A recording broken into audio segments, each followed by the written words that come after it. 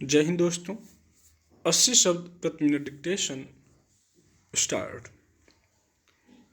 पिछले दिनों अचानक अमेरिका के राष्ट्रपति जो बाइडेन यूक्रेन पहुंच गए और उन्होंने वहां के राष्ट्रपति जेलेंस्की से मुलाकात कर उन्हें पूरी मदद देने का भरोसा दिया। उनकी यात्रा गोपनीय रखी गई थी और यूक्रेन की राजधानी कीव पर अमेरिकी सुरक्षा विमानों का घेरा बना दिया गया था। अमेरिका के राष्ट्रपति की इस तरह की सुरक्षा स्वाभाविक है, मगर यह इस बात का भी संकेत है कि अमेरिकी प्रशासन रूस से कितना भयभीत है। जो बाइडेन के दौरे की सूचना मिलने के तत्काल बाद रूस के राष्ट्रपति पुतिन ने अमेरिका के साथ 13 साल पहले की गई परमाणु अप्रसारण संधि, जो परमाणु परीक्षण पर रोक लगाने को लेकर की गई थी, को एक तरफा निरस्त करने की घोषणा कर दी। संधियों का एक तरफा निरस्त किया जाना अंतर्राष्ट्रीय कानूनों की दृष्टि से गलत है और संयुक्त राष्ट्र के चार्टर और प्रस्ताव के भी खिलाफ है। पर पुतिन ने 21 फरवरी को ही अपने इस कदम की सफाई देते हुए कहा कि रूस शुरुआत से जंग नहीं चाहता था।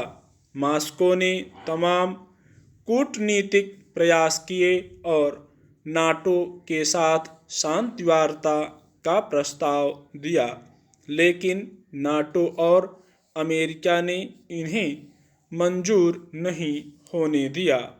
इस घोषणा से रूस ने अमेरिका, यूरोप और दुनिया को यह भी संकेत दे दिया कि अगर अमेरिका और यूरोप खुले तौर पर यूक्रेन का समर्थन करते रहेंगे या युद्ध में हिस्सेदारी करेंगे, तो अब रूस परमाणु हथियारों का प्रयोग करने के लिए स्वतंत्र है।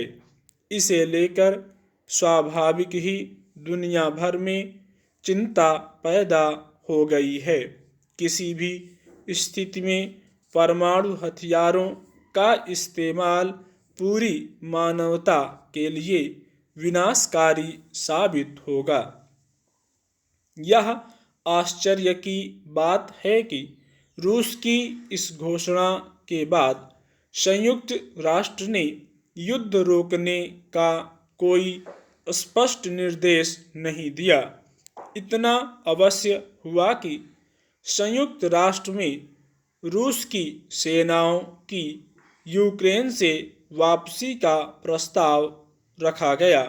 उस प्रस्ताव पर लगभग 142 देशों ने अपना समर्थन व्यक्त किया कि रूसी सेनाओं को यूक्रेन से वापस बुलाया जाना चाहिए, मगर यह आश्चर्यजनक है कि भारत ने उस प्रस्ताव पर मतदान से अलग रहने का निर्णय किया। यह एक प्रकार से विश्व जनमत से अलग होना है।